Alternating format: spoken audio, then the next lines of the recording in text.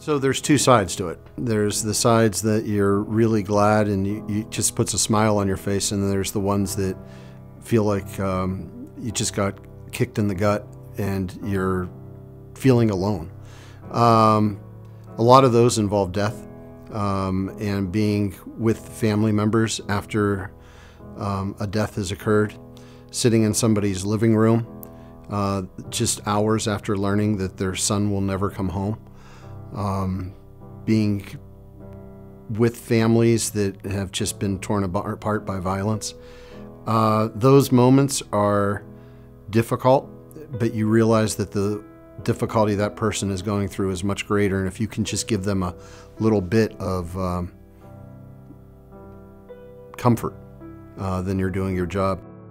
Sometimes the sorrow comes when you invest your time into reading to children and sitting down with a small group of first graders and realizing that the one child can't read and he's already behind his classmates, and by second grade he's going to be further behind, and by fourth grade he's going to be not interested in school, and realizing that if we had a program like pre-K, we could close that gap and give him an opportunity for life.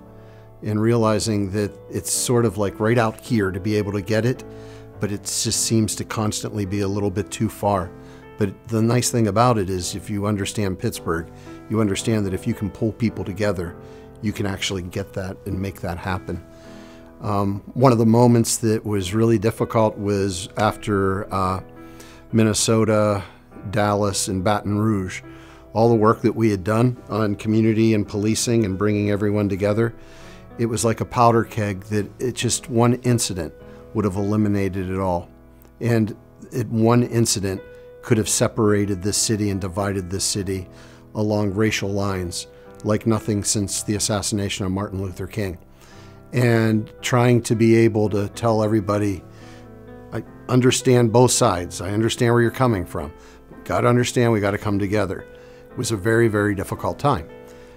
Fortunately, we did get together.